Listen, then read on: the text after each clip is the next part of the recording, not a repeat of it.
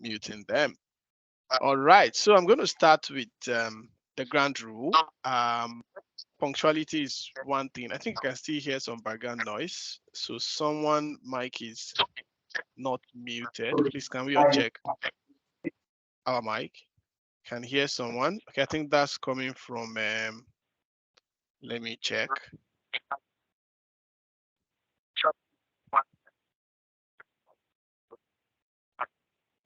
Okay, so yeah, I think that's coming from Ruth Babalola. Please, can we mute Ruth? So I'm going to mute her now.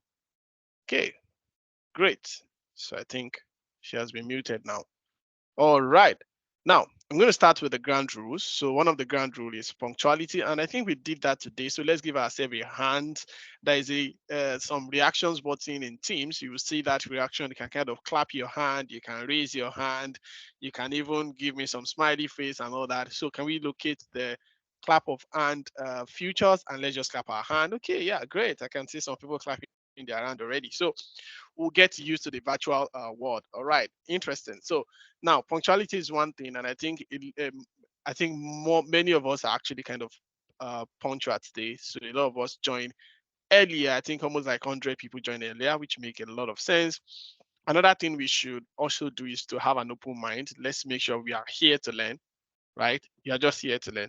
And this training that we are doing costs a lot in some organizations. People pay a lot of money to be able to have access to these resources that we are giving you guys for free.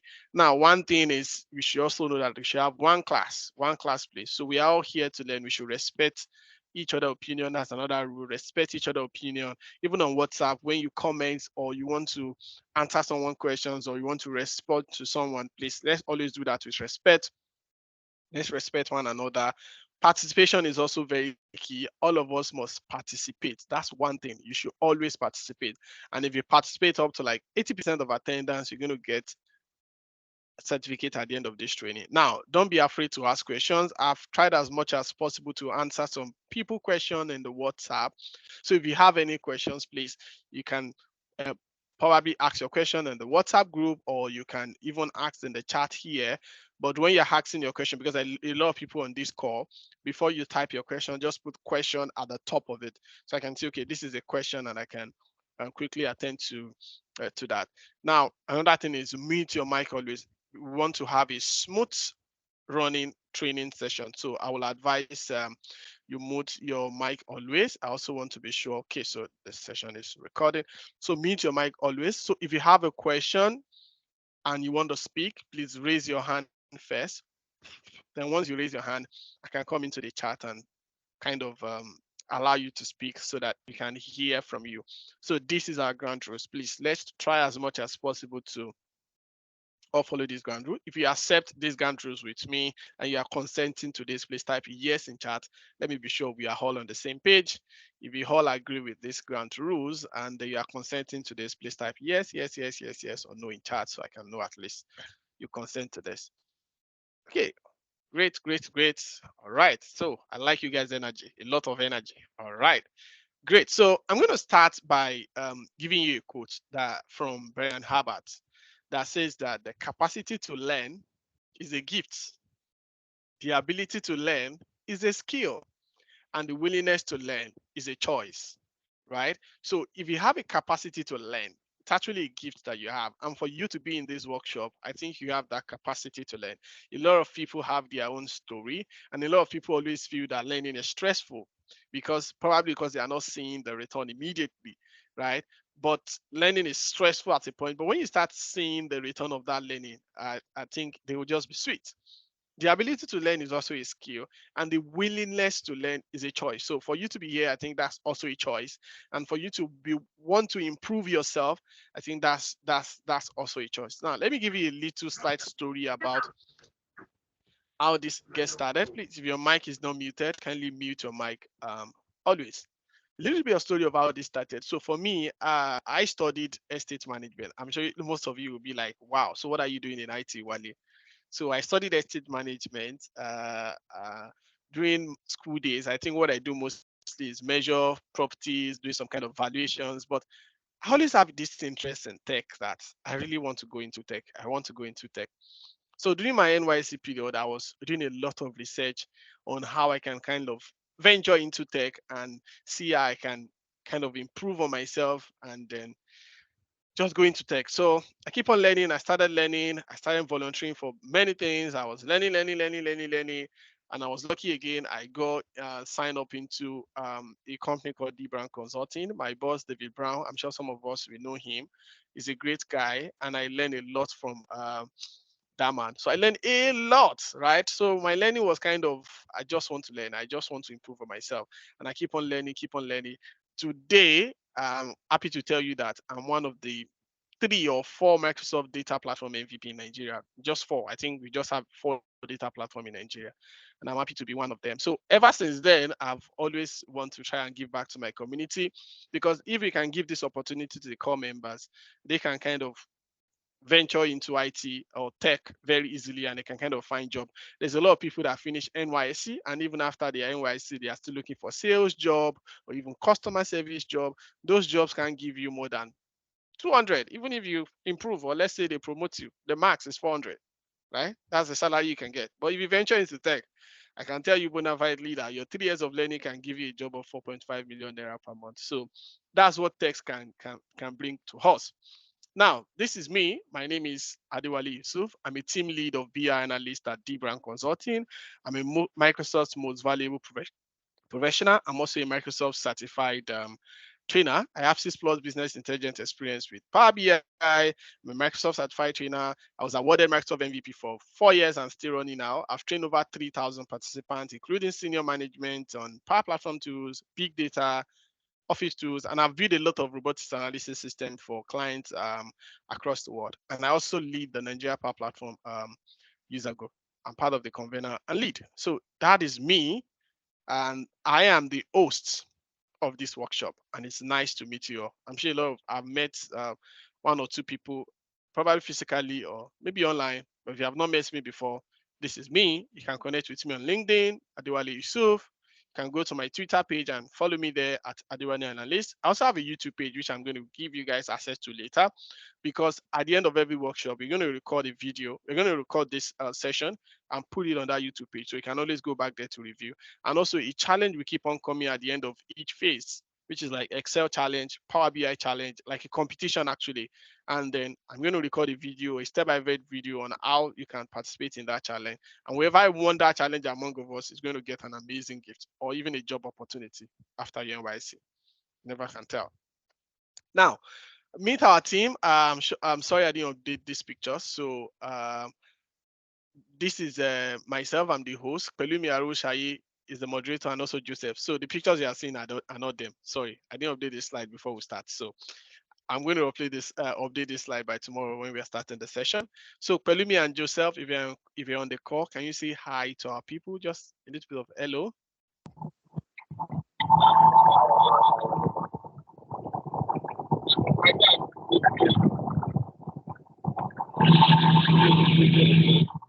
Hey, I can hear someone on the road. Is that you, Pelumi? Yeah, with the one on the road, I guess you can speak.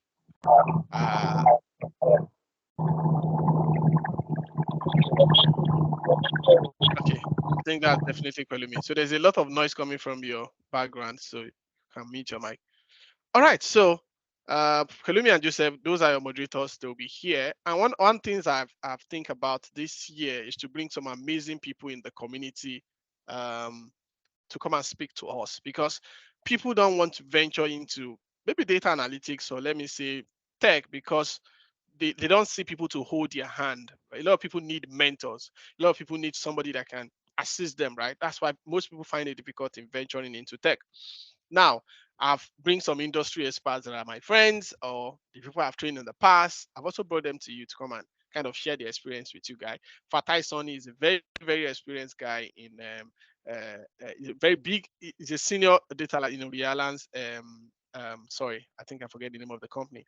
Now, Folon Rushaw is also one of our core member that I trained last year. You know, I said we host this same bootcamp last year, and that last year, a lot of people have been able to secure a job even after the bootcamp. Until now, we are still talking. So Folon Rushaw is kind of one of them. This guy here is one of them that we trained last year and is working now. Ian Carlson is also a senior analyst. Victor Gundele is also a senior person at PwC and also an MVP. David Abu is also a cloud advocate at Microsoft. We've worked together a lot, and he's going to be coming to speak with you on these sessions too. Olajide Idowu, Oluwapelumi Aroshaye is your coordinator, right? The guy I didn't put his picture, is our moderator. The guy I didn't put his picture formally. He's also going to be speaking with us. He's part of the core member we trained last year, and he has also secured a job right now, a tech job, and he's doing very, very well. And his story is even kind of amazing because he has zero knowledge in IT, and he just ventured into IT and is doing practically very well. This is also Esther. Esther will be talking to you as well. Esther was also part of our cohort last year. I also trained Esther last year in this same boot camp, right? And she has secured a job in a tech company as well, and she's doing very, very well. So she will be speaking to you guys in this session as well. This is Musin Ahmed, is a senior analyst too. Toba is also a senior analyst. Iremide is amazing, amazing lady, right? She's a senior analyst, SQL guru. Sadiq Yusuf, Joseph is also part of your moderator. He will be speaking to you as well. Emmanuel Babatunde are some other speakers that the pictures are not here. They will also be speaking to you in this session as well. So that is it. Now, this is a 2 month of extensive program, right? Very, very extensive. And it's going to be full pack of learning, fun, certifications, and graduation. So it's going to be very fun. So we should not be feeling like strangers in that WhatsApp. You should feel like a family. That's why I want to see us. If somebody is lagging behind, try and assist them in a way and just make sure that the learning is fun for all of us. Learning is very fun. You can enter my DM at any time and ask questions. I'm sure some of you have done that already. Come to me and ask questions directly if they don't want to put it in the group, and I will respond. When I'm free, I will respond. Yeah, we definitely respond.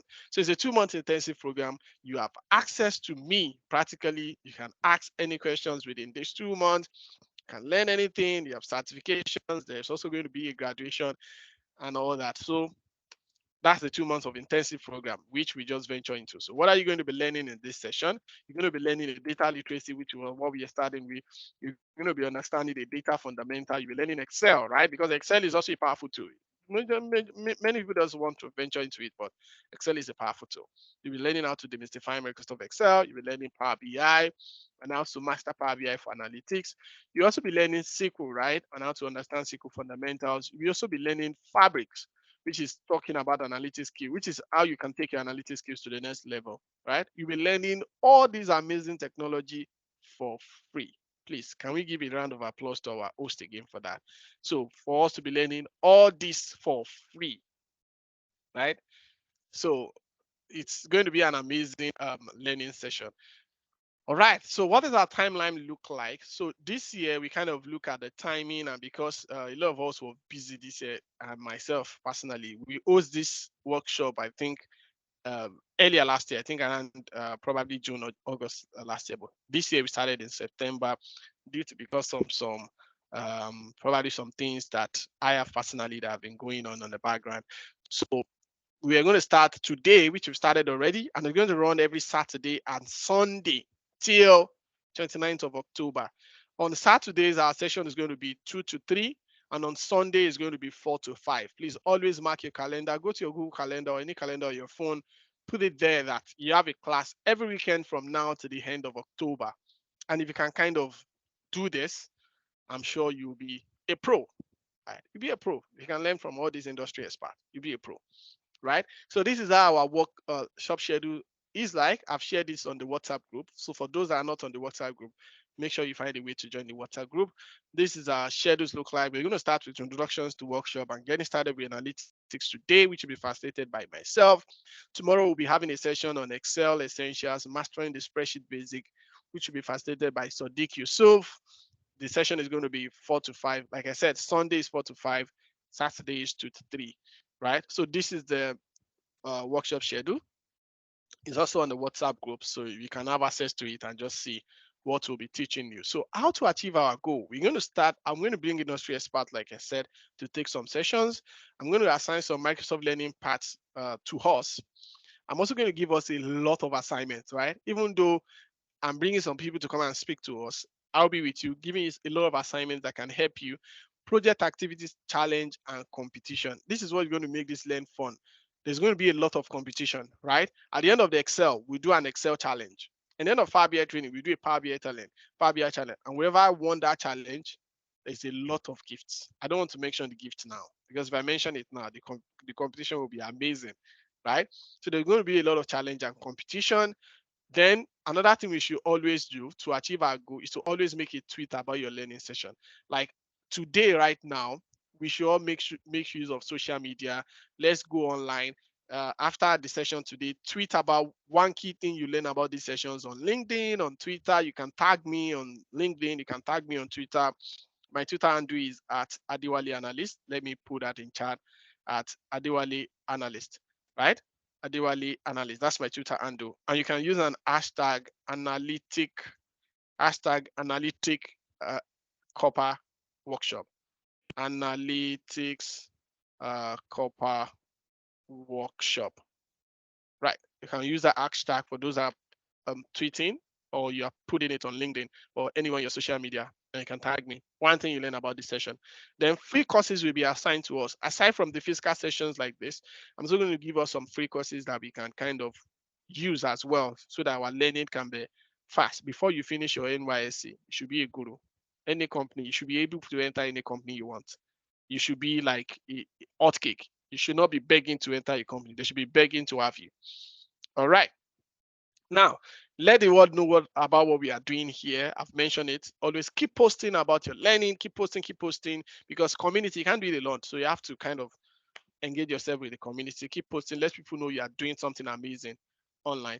Now, at the end of the workshop, I'm going to make sure that we all attend the Microsoft Power BI Data Analyst certifications, and you can write that exam at your own free period. Then you get certified, because I'm sure at the end of this workshop, you have every knowledge that you can use to take that exam. Then you can get certified as a Power BI analyst. So if you are certified with this certification, there's no company you submit your CV and they won't take you. Now, industry ready for job expert. At the end of this workshop as well, you should also be industry ready, right? For job opportunities. You should be ready because there's a lot of job opportunity. I can also kind of assist some people that are very good with a pool of my network. So I have a lot of job opportunity from my pool of network. I can assist some people that need job and all that. So I'll try my best to meet you in person. That's one thing I did last year. So last year, after our bootcamp, during our bootcamp, because I traveled a lot, anytime I'm in Abuja, for example, I can put a post on our group. I'm in Abuja, I want to make our Corper here, then we can agree to meet in a place. Meanwhile, I stay in Lagos. Our Lagos people, we can always see, right? In fact, anytime I'm in Ibadan, I can chat you guys, then we will see. Anytime I'm in Anambra, because I travel a lot, so I can be your location at any time. And anytime I'm in your location, I can request to meet anybody that is available, then we can see physically and also talk and advise you on your career and how you can venture into tech physically, right? That is it. So if you have any questions about the intro to this that I've stated, please can you post it in chat? Just put your question in chat. Anything you think you are not clear about, you can post it in chat before we move into the data literacy.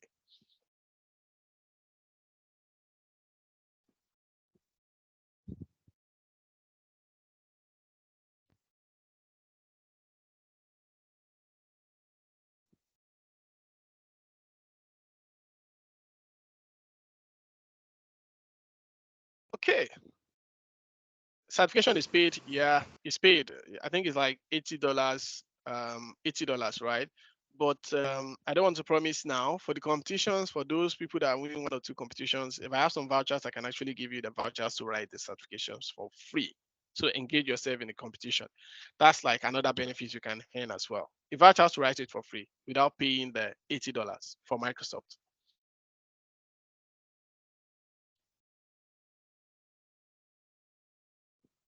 All right. Now, in the absence of no other questions, I think we can go on. Now, we have been hearing about data. A lot of people just venture into data analytics, or let me say data science, or data engineering, or analytic engineering without understanding the rudiments behind data, without understanding the fundamental of data.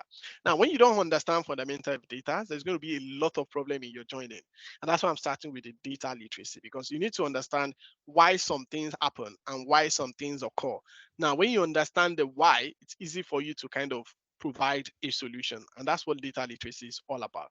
Now, data literacy is basically about data generation, which is how you generate a data. How are you going to generate a data? How is data being generated? That's one thing. It's also involved data structure. The data that we are generating, how are we going to structure it? How are we structuring this data? It also involves data storage. After we've structured this data, where are we storing it? How are we storing this data? Then after you store, it also involves something we call data analysis. And how are you going to analyze this data based on some statistics, right? Little bit of statistics. So even if you don't know anything statistics, don't worry. It's not like all those very big formulas that we learn in school, right? Now, the major thing, which is the last thing, is the data-driven decision making. How can people make decisions with data? With whatever data you put there, how can people make decision with it? Now, before you understand this kind of framework of data, before I go into it one by one, there's one thing we should all understand, that every organizations in the whole world, right? They all run on two systems. I've been to the US, I've been to the UK, I was in Nigeria, I've been to Ghana. I've seen a lot of organizations, and based on my experience, I can tell you that every organization runs on two systems, right? And those systems are operational systems, which is used to execute the business processes. Now, I can give you an example of an operational system. If you go to ShopRite to purchase something, or you went to ShopRite to buy something, somebody's sitting down at the system and somebody is imputing whatever you are buying and is putting the price and all those things, and they're issuing you a receipt, right? That is an operational system. That is how ShopRite operates. That is how they execute their business. So every business have the way they operate. That is operational system. For banks, for example, when you go to banks and you transact, you make a transactions, your transactions will go to somewhere on their system, and then it's going to be saved somewhere that somebody make this transaction.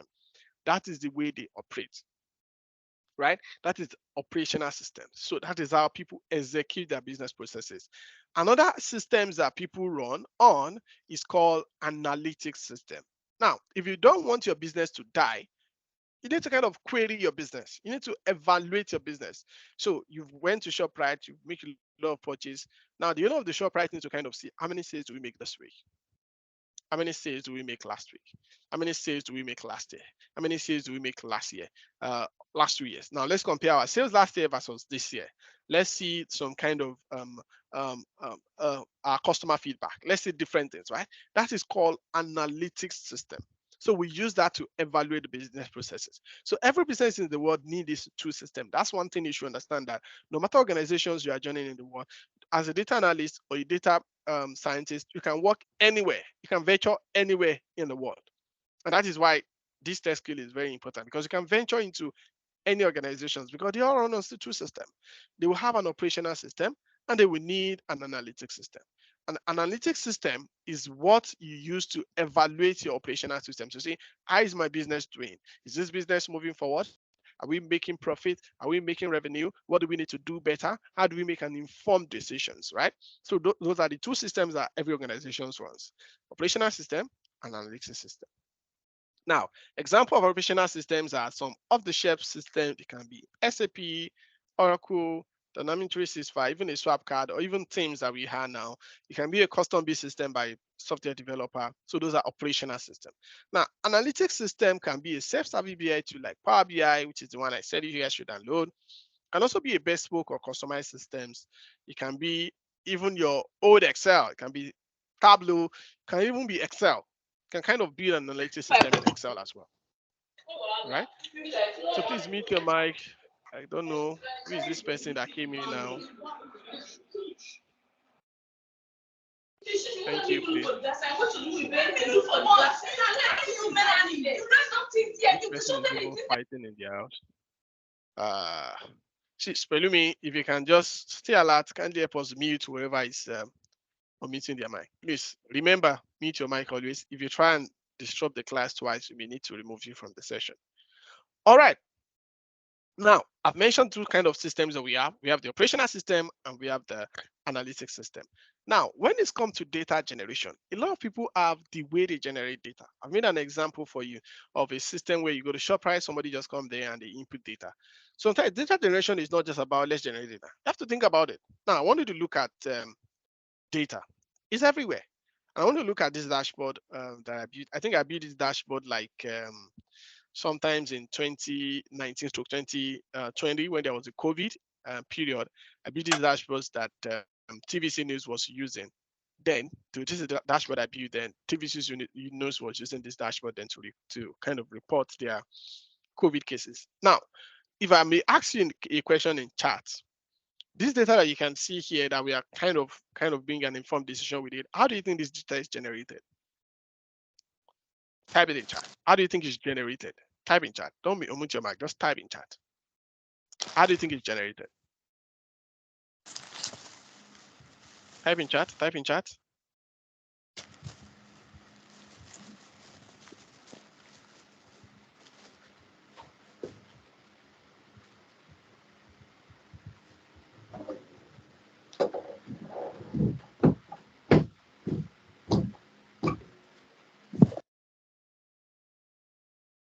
Type in chat. How do you think this data is generated?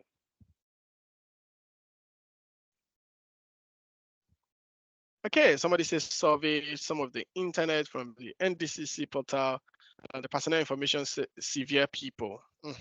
Collected data collection from hospital. I think I'm going to pick the one from Felix, right? So, because if you kind of look backward, I'm not talking about NDCC website now or where this data is collated. I'm talking about how the original way of generating this data. How was this data generated originally? Now, if you look backward a little bit, you will see this data was collated by different hospitals in a local government. So let's say a local government called Ikeja local government in Lagos. Now, in Ikeja local government, there are several hospitals there. Somebody went into an hospital and complained to the doctor that he's not feeling fine. And doctor was like, oh, what happened to you? Let's run a malaria test. It's not malaria. Oh, this person must have COVID. Even though the person have malaria and they lie, it's COVID. Nigeria, don't mind us. There are a lot of people that have malaria and they pick as COVID. All right. So now this person have COVID. And what they do is, okay, since you have COVID, let's report you to the local government and then take it to the special center. All right. So each hospital report a case of somebody that enters in the hospital complaining of something they are not usually familiar with, and they reference that person to the state hospital, and then they record each local government. Now they are packing each local government, all the local government in Lagos, pack it together. That's Lagos COVID case. Same thing in Ibadan, Oluyole, all the different local government, they pack it together. That's Oyo State COVID case. Same thing in Ghana, maybe Accra, Kumasi, Cape Coast. They pack everything together and they call it case. So if you look at where the data is generated from the start, it started from the hospital. And that is how you have to think of how data is being generated. If you really want to understand data very well, you have to kind of think backward. So how did they generate this data? How did this data come together to be one? Right? That's how you start. And different organizations have the way they generate their own data. So I'm going to skip that. I want to look at this picture, everyone. Just look at this picture and type in chat. Tell me, what data can you see? Just type it in chat. What data can you see? Let me see the level of your critical thinking. What data can you see here? You have been hired as an analyst to come and survey this market and kind of build a report based on this market. So what data do you think you can gather here? Let's type in chat.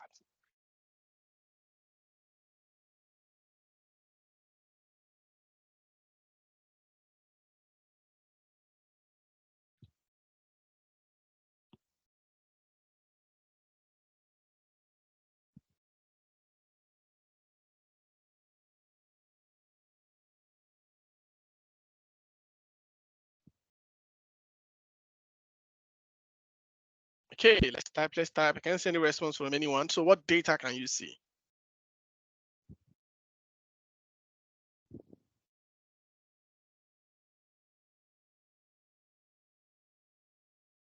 Okay, so yeah, I think I saw someone hands raised and that's Frederick. So Frederick, you want to go ahead? Hi, Adewale. Good afternoon. Hi, hi, Frederick. Okay, so people have been typing in the chat, but I think there's an issue with the chat, so it does not usually come up early on Oh, PC. oh, Yeah, you might want to check oh, your okay. phone. Yes. Oh, okay. Thank you so much for that. Yeah, I think I can see it now. Oh, sorry. I think my network, there's a delay a little bit. All right. Thank you for that, Philip. Frederick. Now I can see a lot of response in the chat. Now somebody said traffic data, people, population, number of market or visitor, number of men and women that come to this market, type of vehicle, congestion of commute, population both males and female, number of people, population transport and business, how busy are the area, population of people. Yeah. So we are all kind of thinking critically here to say, I am an analyst or a data engineer, and we are trying to gather data to move this company forward, but we don't know where to get started. Now, they show you something. Now, you're looking at it.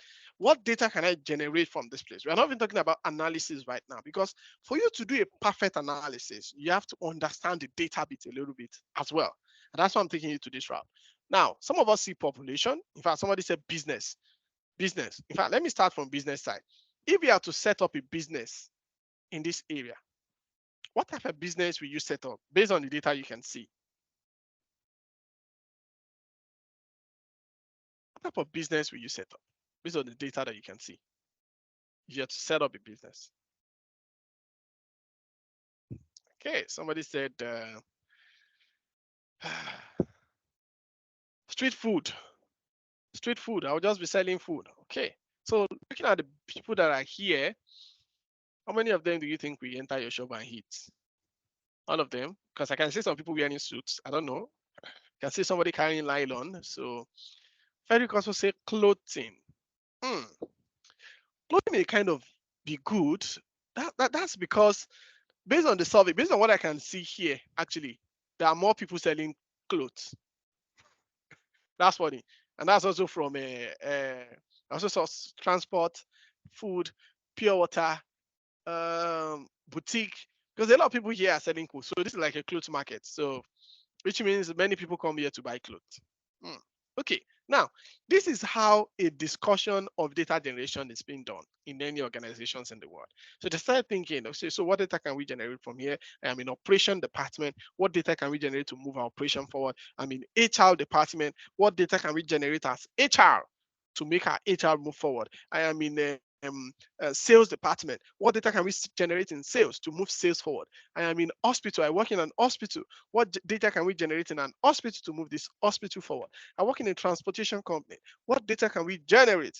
And that's how people think about data. And the way you see data, and that's the way you gather it, right? Now, look at this second picture. What data can you see here compared to the previous one?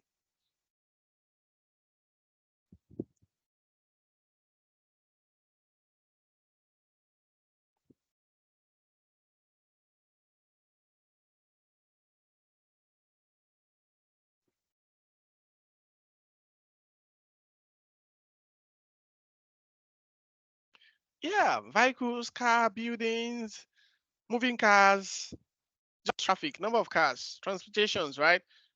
Okay, so you can see a lot of things here. So this area look kind of I'm not sure it really looks like a more of commercial area. I think it's kind of a well-structured place. You can see you can count the number of cars that move here.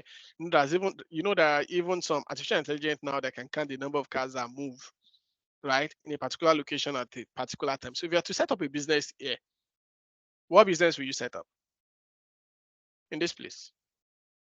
Let's hear from you.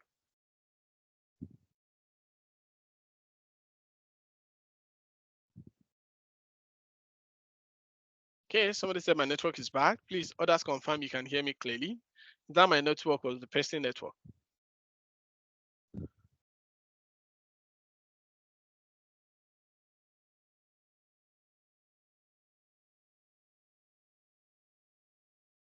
Okay, petrol station. Okay, thank you, Sonia. You can hear me. Fuel station, automobile mechanics, boat crews for the hotel guests. Makes sense. Vending machine for fuel, banks, filling station. Okay, great. So that's a lot of great ideas that we are all bringing in. Now, this is how analytics are done on paper. Now, not on the system, cash up, vulcanizer. You are already making decision, and this is what analytics is all about. It's not just about what I usually tell people. When a lot of people tag me on Twitter, on LinkedIn to review their dashboard, I was like, "You're not a graphic designer. You're not here to show us how beautiful your dashboard is. You are here to show us how what decisions we can make with the report you've created, right? And this decision we are making: automobile workshop, car wash, guest house, vulcanizer, very important. All right.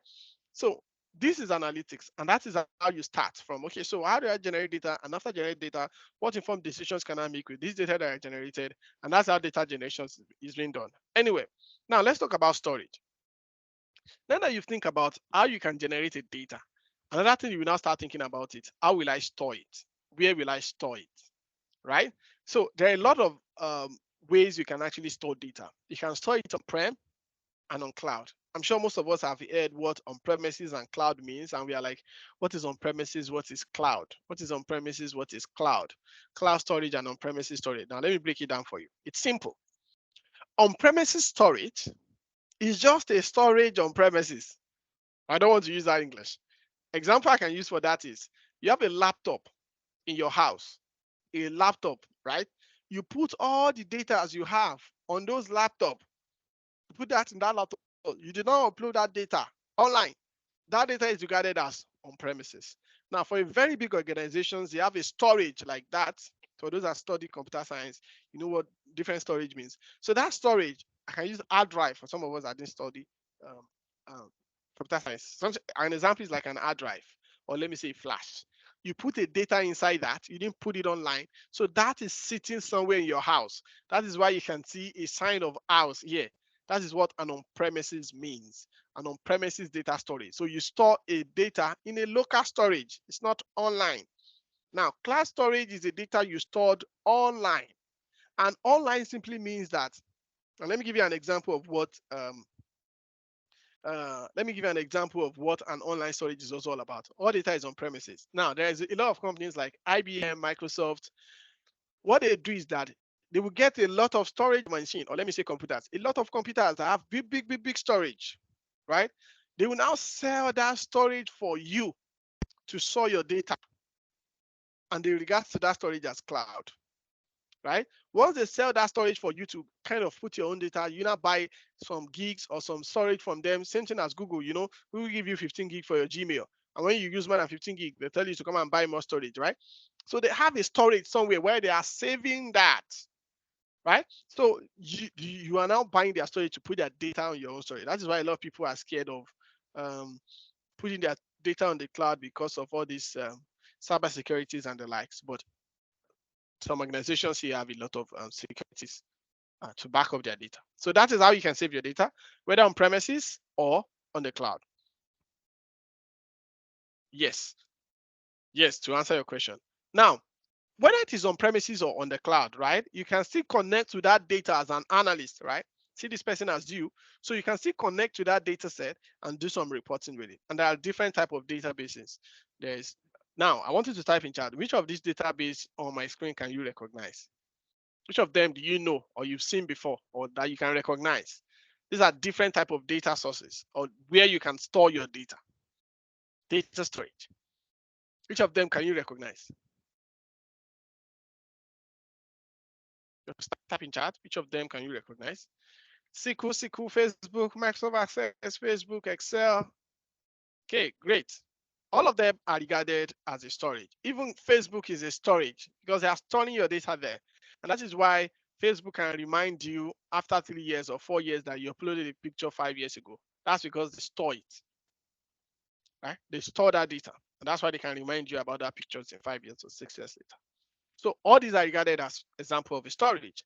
Right? This is where you can store your data. Now, when it comes to storage, there's also something called structure. You cannot just put your data in a database and leave it unstructured. And that is why most people face this problem in analytics. structure problem. The data is always unstructured, the data is not clean, the data is dirty, so it's not really easy for you to analyze the data because the structure of the data is very rough and all that.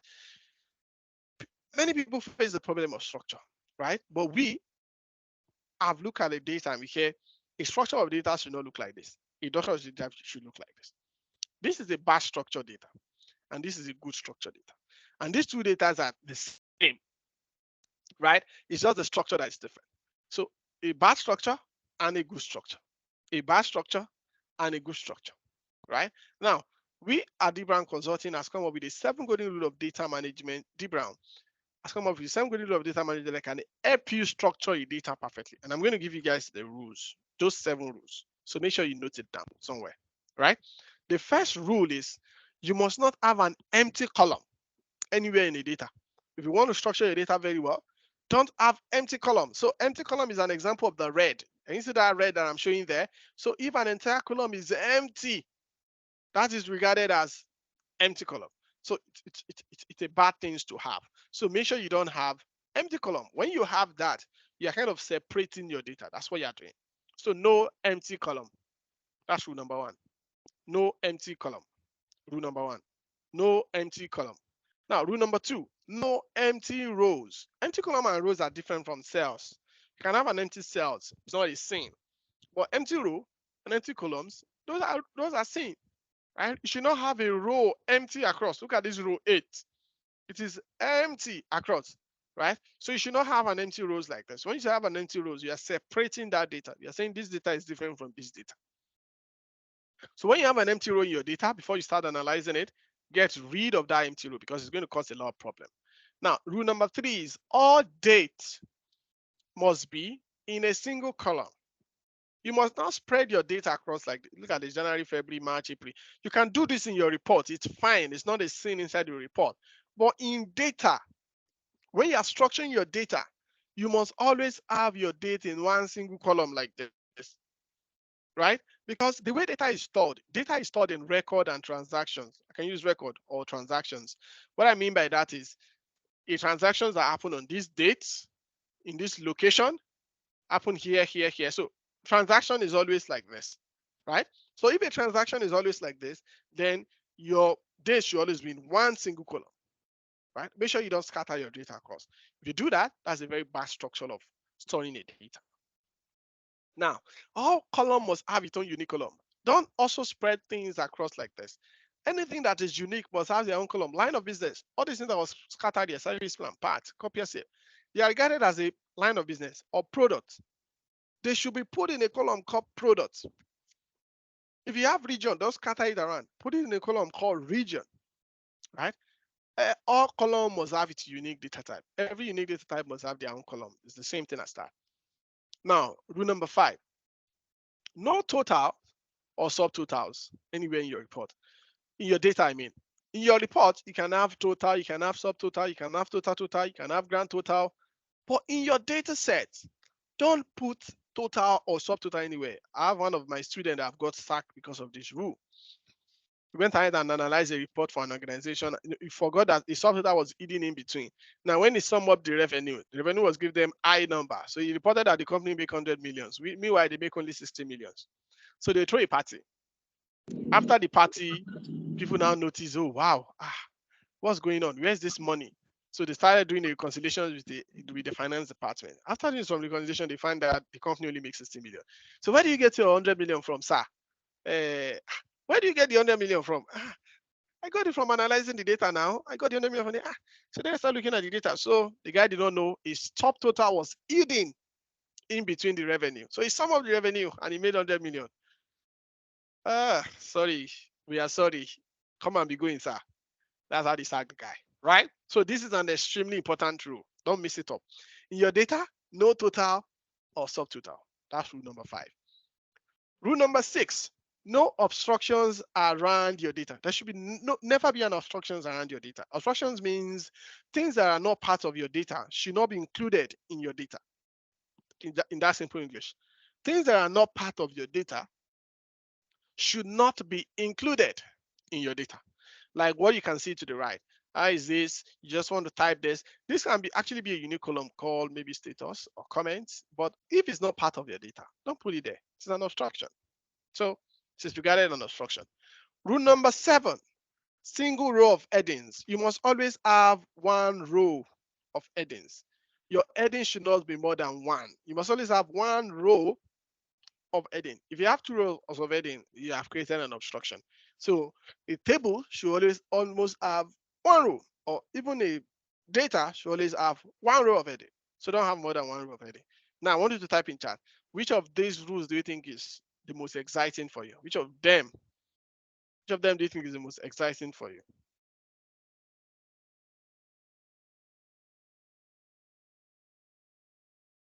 Hey, rule number 5, I think I've mentioned it. Total or not subtotal. In your data, don't have total or subtotal anywhere. Don't put total anywhere.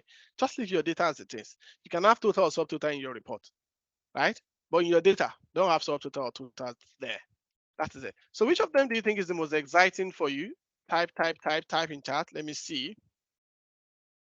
Okay, no total or something. I know it to be no total because of the rule of the guy that got sacked. I know we all pick that, right? Amazing. All right, so that is it about data storage. That is about data storage. Now, moving on to the next one. Now, the summary of the rules again. Let me give you the summary of the rules again. Rule number 1 says no total or subtotal. Rule number 1 says no total or subtotals. That's the rule number 1. Don't forget that. No empty row. That's rule number 2. All data must have a single column. Rule number 3. All column must have a unique data type. Rule number 4. No total of subtotal. 5. No obstruction around your data. 6. And 7 is single row of heading. Now, which of these rules do you think this data is breaking? I don't want to even go into that because of our time. I think our time is fast spent. You only have 10 minutes more, or 10 to 15 minutes more.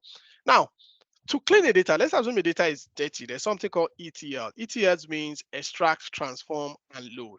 Extract simply means I want to go and extract the data from whatever is being stored. Please mute your mic, whoever that is.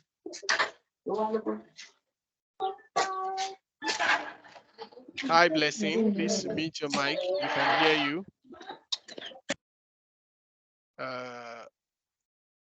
Thank you for that. All right. So now you can extract, transform, and load. Extract simply means you extract the data from a database and you transform that data, and then you kind of load it to any data, anywhere you want to do the reports, like Power BI, like Excel. Transform simply means cleaning, right? You're cleaning. That's an ETL. That's what an ETL means. Since your data is not structured, you can use an ETL process to kind of clean it and load it to your analysis tools, right? Or your business intelligence tool. The tools for cleaning data are Open Refine, TIBC, Clarity, Melissa, Power Query, IBM, SSAS. So these are the tools people usually kind of use for ETL, right? And the most popular one out of them is Power Query. And you're going to be engaged with that soon in the class. So you see how to use Power Query to kind of clean data. Now, the last one is talking about numbers and quantitative mode. I think I will skip that because of our time, right? I'm going to skip that, and I'm going to go to analytics, right? I'm going to move to analytics. I'm still hearing somebody noise at the background. Please mute your mic always. Now, there are different roles when it comes to data. That's one thing you need to understand. We have a business analyst, we have a data analyst, we have a data engineer, we have a data scientist, and we have a database administrator. Business analyst is different from data analyst. Data analyst is different from data engineer, and data engineer is different from data scientist and database administrator, right? So these are the roles that we have in data. A business analyst is somebody that kind of make decision based on data, but when you're in Nigeria, I think you do the work of business analyst and data analyst together, right? That's the country we find ourselves. Sorry. Right? A data engineer is somebody that kind of work with the back end, do some complex ETL, structure some pipelines and all that. And a data science is somebody that kind of do a bit of machine learning to kind of take some algorithm and some cognitive service. But you understand all these rules later, right? Now, for data analysis is just from data to insight. So I have a data. All this data that I have in this place, I want it to look like this. That's just what data analytics is all about. So I'm bringing data to insights, right? data to insight. And it is just only about telling a story. Just like when I'm telling you a story of a guy that got sacked, right? That's what data analysis is all about. You are telling a story, and you have to tell the story in such a way that people will love to hear it. People want to hear it, right? So that's what data analysis is all about. And data analysis basically, or analysis basically, is in 5 categories. I'm going to explain these 5 categories. We have the descriptive analytics, we have the diagnostic analysis, we have the predictive analysis, we have the prescriptive analysis, and we have the cognitive analytics. Now, when I explain these 5 analytics, you know where data, business analysts, data analysts, data analysis, you know where all of them falls in. Now, I'm going to start with descriptive analytics. What is a descriptive analytics? Descriptive analysis is just a simple analytics that has explained what has happened based on historical data. So you have a data, a big data, and you want to describe that data to say, how much did we make? An example of that is, how many people registered for our boot camp? 986. You know, I'm describing. How many people did we select? 567. How many people did we let go? 400 and something, right? How many people out of the 567 that we selected is on this call now? We have 176, right? So that is description, right? So you are summarizing a large data set and you're giving that outcome to describe to your stakeholder. That is regarded as a descriptive. So you are describing. So a lot of people do more of descriptive analysis. You just describe, okay, so we made 20, we make 40, we make 50. That's what the descriptive analytics mean. You explain what has happened based on historical trend. That's descriptive. Now, the second analytics is called diagnostic. This kind of analytics is done to dig deeper to find the cause of what happened, to find the cause of your descriptive. You have some kind of performance indicator that are further investigated to discover why they got better or worse. Now, an example I can give for that based on our workshop is, why did we let go of 400 plus people? That's a diagnostic analysis. So we are trying to dig deeper to know why. So anytime you ask your question, a questions of why, right? A questions of why, that's a diagnostic analytics, and that's the work of machine learning, and that's the work of a data science. Descriptive is the work of a data analyst, right? Why? When you ask yourself why, right? That's what a diagnostic analytics means, right? So you kind of diagnose yourself. Example is when you go to an hospital, you know, doctor can kind of check what is wrong with you. Another one is called predictive. You know, when you go to an hospital, for example, and they've run a test on you, the next thing your doctor is going to do is to prescribe a drug for you. It's okay, so let's prescribe this for you. This is the drug you'll be using to get better. That's what a predictive, oh, sorry, I'm explaining predictive, not prescriptive. So prescriptive is just like, predictive is just like, I'm predicting into the future. I want to know what is going to happen based on my historical trend, based on what is going on right now. What is going to happen in future? This thing that happened now, will it happen again? So you identify trend and you determine whether they are likely to reoccur. You can also make them or call them forecasting, right? So you want to check what will happen in future. You are forecasting, you are predicting. That's another type of analytics. So you are predicting into the future to see what may happen. That's called predictive analytics. Now, the one I was trying to explain earlier is prescriptive. I thought it's prescriptive. Prescriptive is you saying that based on what we check on the data, based on our predictive, based on our descriptive, based on our diagnostic, this is now what we are prescribing. And this is the work of a business analyst. A business analyst is just somebody that look at the data, the job that data analyst has done. The business analyst will look at the job that the data analyst has done and prescribe something based on the business to say, okay, by using the insight from the predictive analytics, data-driven decision can be made. These techniques allow business to make informed decision in the face of uncertainty. So I can now say, okay, based on what I'm looking at, I think in this boot camp, based on what I'm looking at right now, after our cognitive prescriptive, in this book now, only 100 people will graduate out of 500. Based on what I can see on the call for the first day. Only 100 people will graduate. Out of the 100 people, we can only 20 people will get job immediately. That's prescriptive. You're not prescribing, right? That this is what's going to happen at the end of the day. All right. Now we have cognitive. Cognitive analysis just say what might happen if circumstances change it, and how you may handle this kind of situation. Cognitive is like you're thinking to say, okay, so what if the way we are predicting this thing, what if something change? What will now happen? So this is asking the question of what, right? You know, uh, um, the diagnosis is asking the question of why. Now, this is asking the question of what will happen.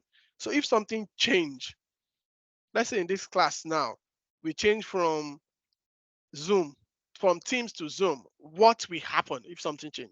That's what a cognitive analytics means. You kind of do a cognitive analytics to check what is really going on there and all that. That's a different type of analytics. Now, I want you to type in chat.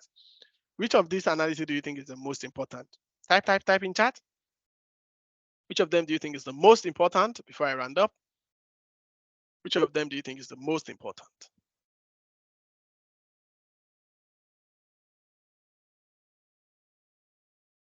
Great, descriptive.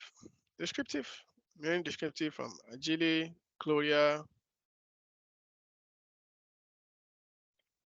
cognitive, predictive, all is important. Well, you're right, Adeleke. Now, when we come to tools for analysis, there are different tools for analytics. There is a company called Gartner. You can check Gartner's report. So Gartner's kind of do like a, let me say, they do some kind of assessment for all the tools that we have. This is the assessment as of 2022 for business intelligence platform. So these are all the tools that people use. There's Microsoft, Salesforce, Google, Demo, Qlin, Salesforce is Tableau, MicroStrategy, Alibaba Cloud, Google, and the likes. Now, the tool that is leading currently right now is Microsoft, and that Microsoft is simply Power BI. That's the tool that is leading right now based on Gartner's report. So Power BI is one of the most business intelligence tools that people use in the world, right now. So that's Power BI, right? So those are the tools that people use. Now, Power BI does not just come alone. It comes with some junior brothers. It has Power Apps, Power Automate, Power Virtual Agent, and Power Pages. So they are called Power Platform, right? But we'll not be covering Power Apps, Power Automate, and Power Virtual Agent in this workshop. We'll be focusing on the Power BI part of it. An example of Power BI, I think I've showed you something like this report. So this report was done with Power BI. I've shown you this report here. Yeah, so it was done with Power BI, and this is generated by Power BI. So you can build a report like this, a similar report to something like this. Power Apps is just like an app. So you're building an app and seeing how an app is and all that.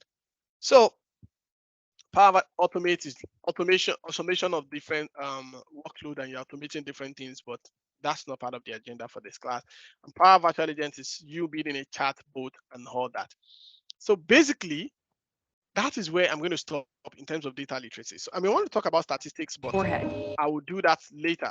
Later, probably I'll come back in the next session and give you a little bit of statistics issue because of our time, right? So this is where I'm going to stop today on data literacy. Now, one thing I want us to do before we go is I'm going to be dropping some link in chat.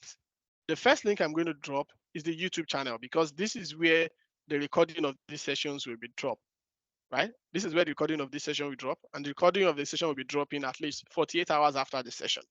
So you can go there and go and watch the recording in case you miss anything in the class or you want to go back and remind yourself of something. I've dropped the link to my YouTube channel in chat. Go there now, subscribe, and turn on your notifications so that when I drop the recording, you can go there and then go and watch the video. I've dropped that again in chat. Now, you can also follow me on LinkedIn as well, so that when I make a post about these analytics bootcamps and all that, you can also stay in touch as well. So I'm going to share a link to my LinkedIn as well in chat, which I just did now. Same thing in Twitter. You can follow me on Twitter at Adewale Analyst. Adewale Analyst. That's my Twitter handle. Adewale Analyst.